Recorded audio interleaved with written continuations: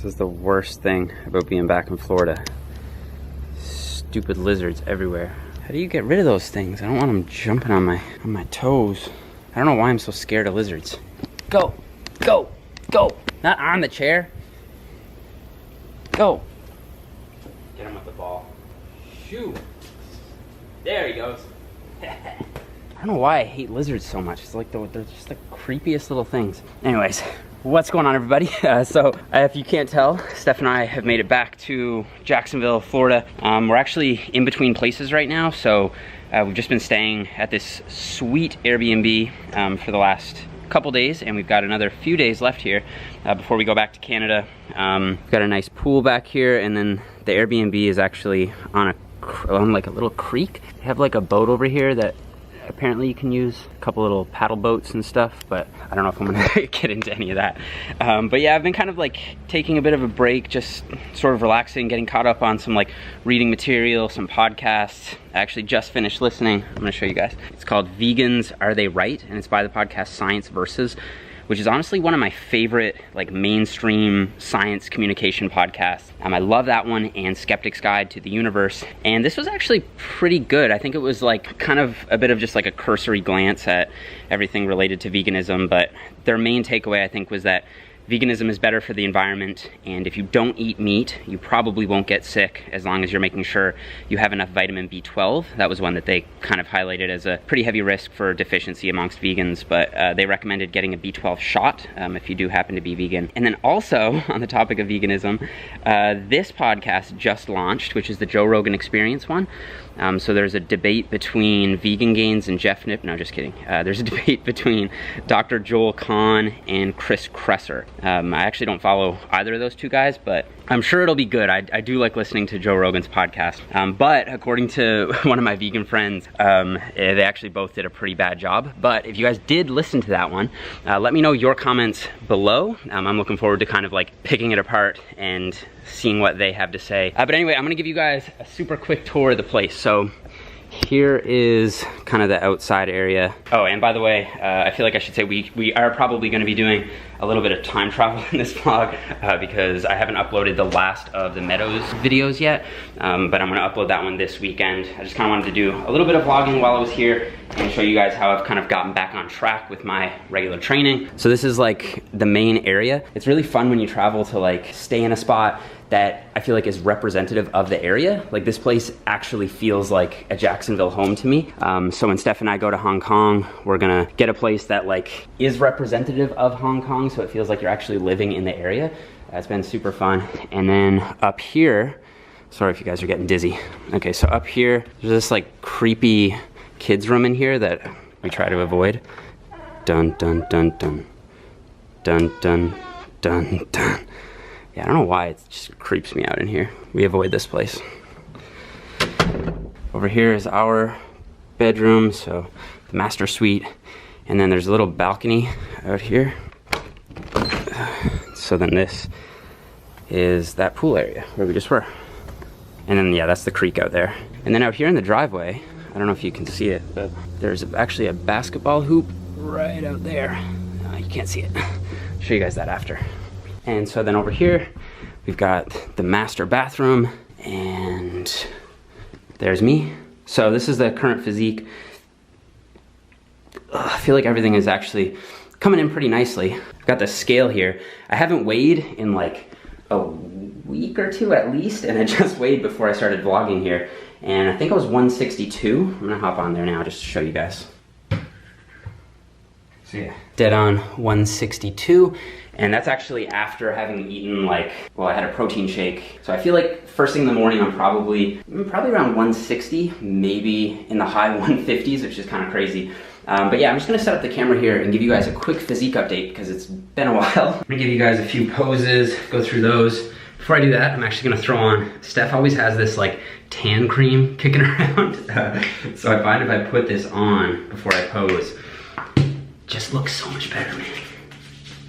Been going out in the morning in the sun for like an hour or so since we've been here, and I feel like I've gotten a little bit of color. Just having a tan can make such a huge difference in terms of like how your muscles look and how they pop. Okay, so front double bicep. Side chest.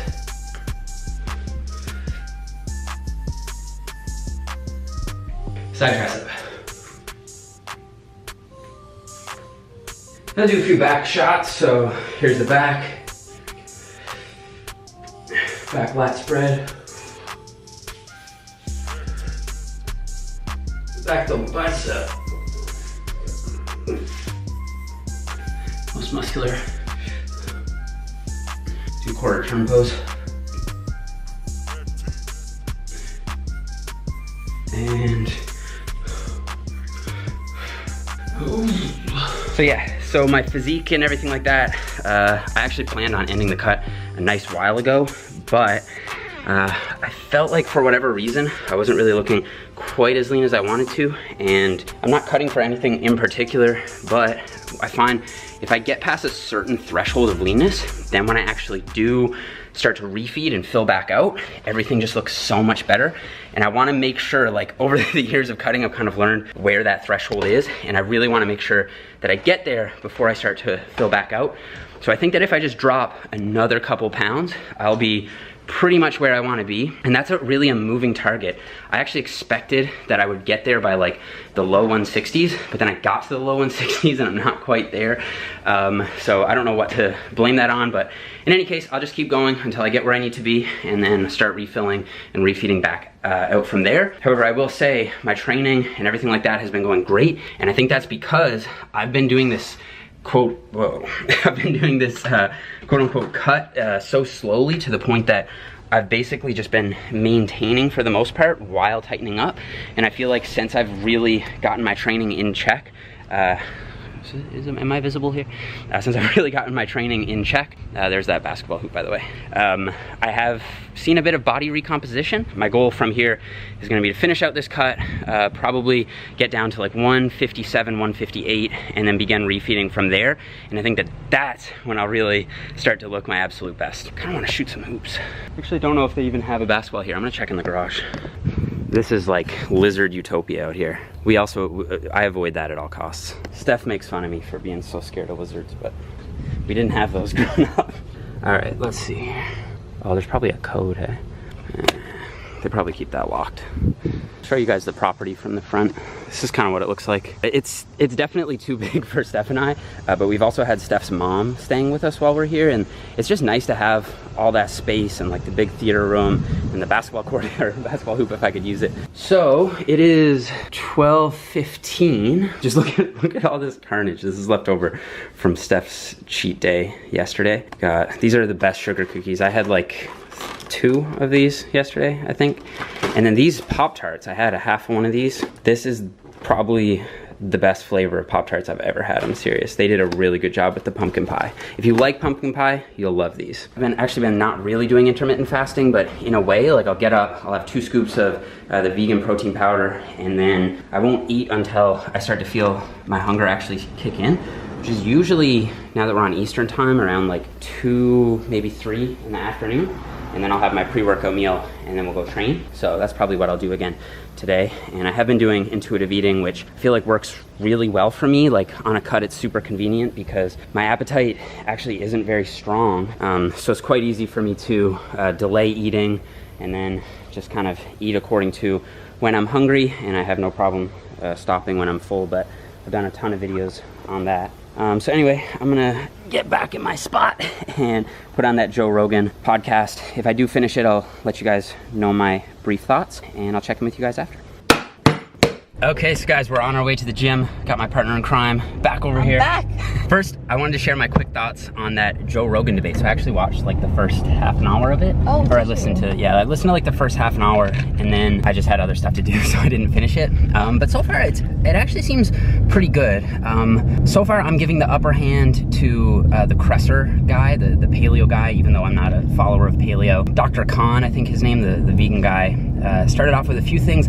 I wish he would just be a little bit more precise with his language. Like he was saying stuff like I don't eat any sugar, or no, he said, I don't eat sugar. And it's like, I know what he means by that, but when people say that, they're usually villainizing sugar in a way. It doesn't make a lot of sense. Like, he's vegan, so he obviously eats fruit, but anyway, you'd think that someone with that level of expertise would be a little bit more precise. And then I thought the Kresser guy, I think I'm saying his name right, made a few really good points about the limitations of epidemiological research. And the first point that he made was that dietary recall is really, really bad in these epidemiological studies. Like, people can't even remember what they had for lunch yesterday, let alone over the past several years. And people who are overweight or obese tend to be the worst at guessing their energy intake in particular, to the point that in some of the largest databases that we have on nutrition, people who are overweight and obese are reporting eating caloric intakes that wouldn't sustain an elderly, frail old woman, according to like their requirements. So people are just really bad at reporting energy intakes. Also, there's something called the healthy user bias. Basically, because things like, say, red meat have gotten a negative stigma over decades, people who are generally unhealthy, so who do things like smoke or don't exercise, also tend to do other unhealthy things like eat red meat. So it's really difficult to tease apart causality in that sense. And then also he pointed out that relative risks in nutrition and this nutritional data are really low.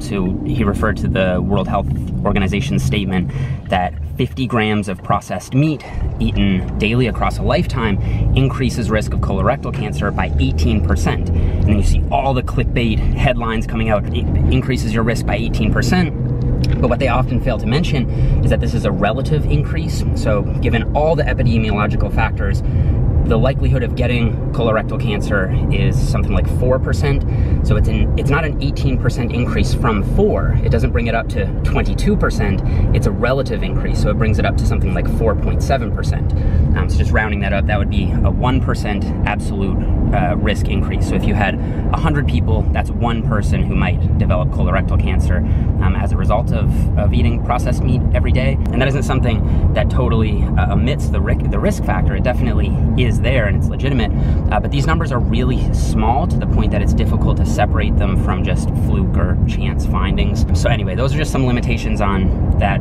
observational epidemiological research that you often see cited in defense of certain nutritional interventions.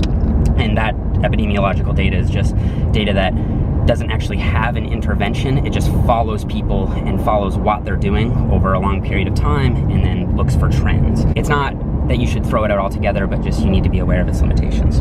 Anyway, I thought that was one really good point from that podcast, and it so far has been worth listening to, so we should finish that together maybe. I know, I had to catch up. Yeah. I listened to the science verses on Beacon. Oh, did you? I showed that one here too. It was pretty good. Yeah, it was good. It was really surface level though. Yeah. Much like most of the episodes. Yeah, true. I'm gonna go hit up this back workout. Actually it's a pull workout, so I've got week 2, day 3 on the menu today. So I'm gonna check in with you guys in the gym and show you what I'm up to.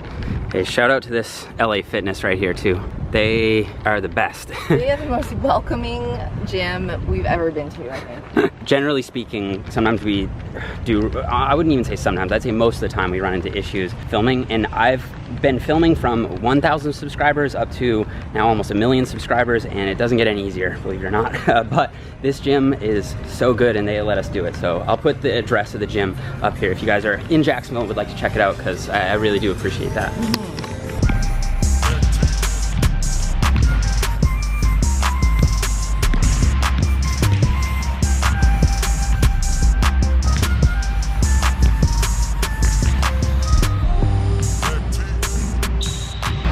Being in this gym, I've been doing about 5 to 10 minutes of just basketball as a warm-up, and then I'll get into everything. But I actually have to be careful not to overdo it, because I love playing so much that sometimes I'll let the warm-up go on too long and then I feel winded. So 5 to 10 minutes is the sweet spot. I'm gonna make one more shot, and then I'm gonna jump in after the workout and take you guys through everything that I did. I'm just gonna go through the workout raw. There we go.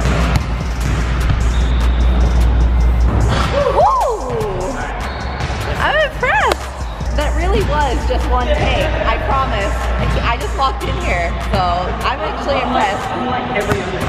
Sometimes I would be like, all right, take 3, but no, that was the first one. Cut. Cut.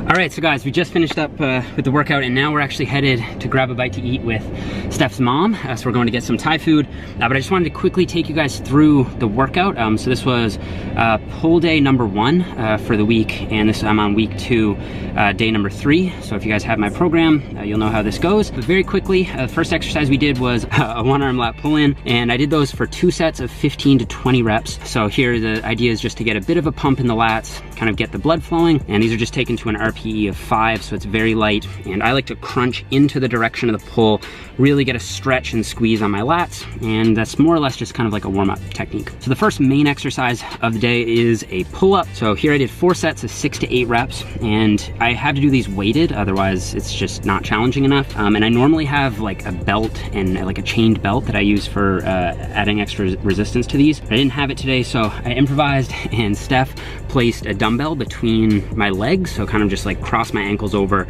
and then let a dumbbell sort of rest there. And I was only doing 25 pounds because I really wanted to focus on full range of motion and good quality control on these, and they're only meant to be taken to an RPE of 8, so not pushing it too close to failure. And then also I try to maintain more of an upright back posture and not use too much momentum. So this is like the bread and butter of my back routine, these pull-ups. People will sometimes criticize my back training for saying, oh, you're doing too much pumping and just like isolation exercises and things like this. But on the channel, you often don't see the full big picture of my training. All else being equal, I would probably give a pull-up the upper hand to a pull down, just because you do tend to see more biceps involvement with the pull-up and then the same lat involvement.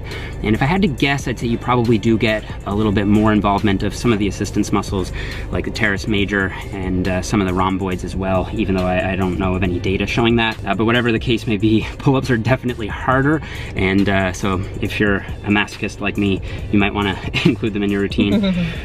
Okay, up next was the pendlay row.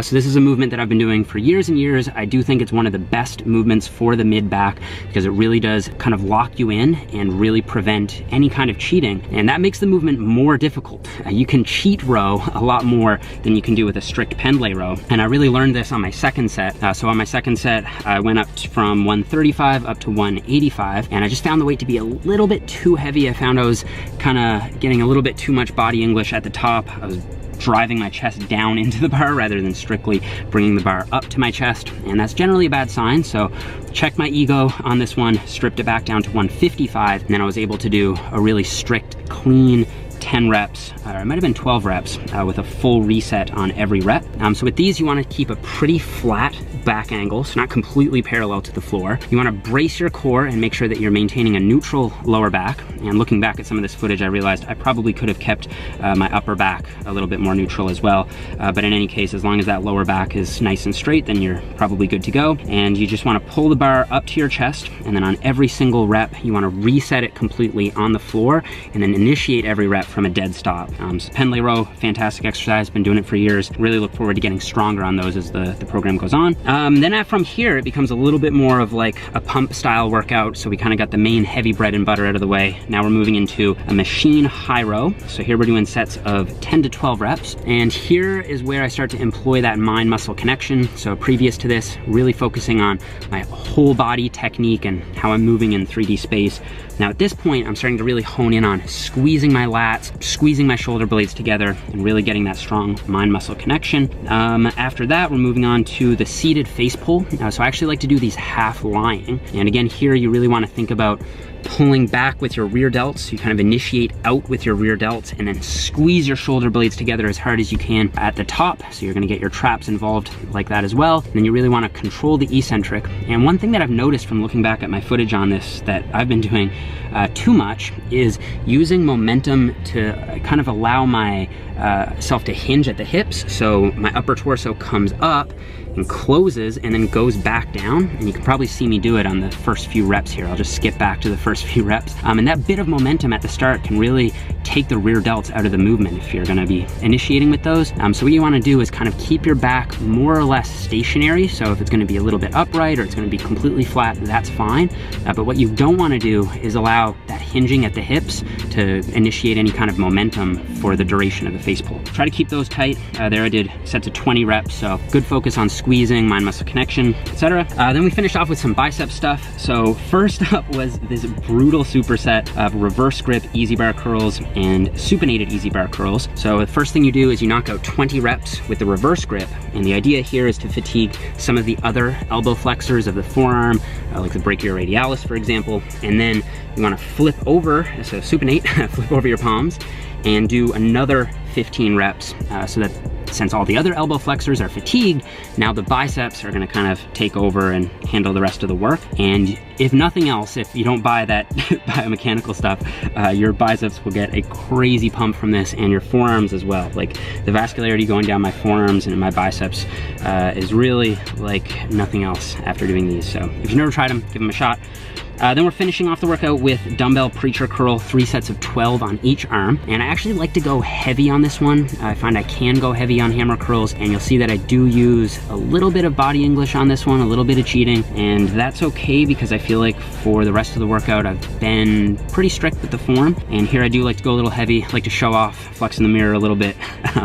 So anyway, but the idea here, in all seriousness, you don't want to let your elbows come too far forward. You want to make sure it is, in fact, the bicep that's doing the curl. And you want to avoid resting your thumbs on the actual head of the dumbbell. So you want to try to grip it in the middle of the handle, and that'll really force your forearms to turn on as well. And then my last pull day, I actually missed out on a little bit of bicep work. We just had to cut the workout short for whatever reason. And if that ever does happen, what I'd recommend doing is just tacking it on to the end of your next pull workout. So if for whatever reason you don't finish the workout, make yourself accountable to the program and tack it on at the end of your next day. So that's what I did with a few of these Bayesian cable curls here. And that was a wrap.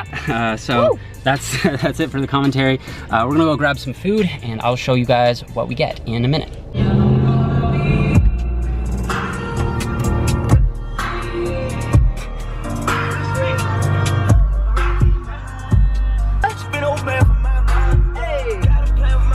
All the Elton John fans are gonna be like, they just desecrated that song. All the Young Thug fans are like, it is okay. I actually think this is good. They need some ad-libs. They need to do a collab. They need a full-blown Elton John Young Thug collab. We need that. Should get Migos on there. Yeah. I don't know if you can notice this here. I'm trying to grow out my beard to be a little bit higher. Naturally, I have this super low beard line here, but it will eventually grow out if I give it time. So what I'm trying to do, I told Steph about this, is I'm gonna try to grow out like, maybe, this is a maybe. I'm thinking about growing out like a big beard and like growing my hair out really long and making like just like a long hair, long beard look for the winter, and then like grow out the chest here. You know we're gonna be in Florida for the winter. It's gonna be hot. Oh, Florida for the winter. Maybe I won't do that. Well, actually, it's not hot. I take it back. It does cool down in Florida. Like we're in the most northerly city of Florida, so true. It gets. Let me know what you think. Is it worth it to go Viking mode, bear mode, hair mode? Are you bulking? Are you bulking with the hair? Hairy mode. A hair bulk. I don't know. We'll see. When I turn on bulking season, though, I wanna step up my beard game. Okay, guys. So we're here at the Thai restaurant here with Stephanie and her mom. Stephanie actually just went to the bathroom. Say hello. Hello. How are you? So this is what I got for an appetizer. These are chicken satay skewers. Good thing about doing some intermittent fasting or intermittent-ish fasting is that you have a ton of calories left by the end of the night. So this is what I'm getting for my appetizer, and then I'll show you guys what I get for my main after this. Oh, and also I got a Thai beer over here. And this is Steph's appetizer. Just that. I have She's got more. Ooh, that's hot. Okay, so guys, here's the main dish. I've got some red curry over here with some rice. Stephanie, what you got? I got prick pao. Okay. It's just a chicken with like a basil ginger sauce. It's yummy. Looks super good. And what do we got going on over here? This is pad see ew. Oh, pad see ew. Sounds good. Ooh, look at this. For once, I was the first one done. Wow. I don't think I've ever seen you eat that fast. No, I was so hungry. And it was so good. Honestly, I would give this like a 9.2. 9.2 out of 10. Which is really good. You give it a 9.5 for the lobster. It makes everything better. Well, I was gonna say the only reason is because there's a crying baby over there. 0.8 knocked. A 0.5 knocked off the bat, and then it's not perfect, so 9.2. All right, guys, just got back to the Airbnb. I'm gonna go check out this DVD collection over here. Maybe flick on a video while I do some emails or something like that. I'm just gonna give you guys, just have a look at what they got here. This is like the quintessential DVD collection. It's just, I feel like everybody and their mama owns this exact collection of movies. What was it that I watched? Oh, I watched Lucky Number 11 last night. That was a really good movie. I think it was the first time I had seen it. So anyway, maybe I'll pick out something there.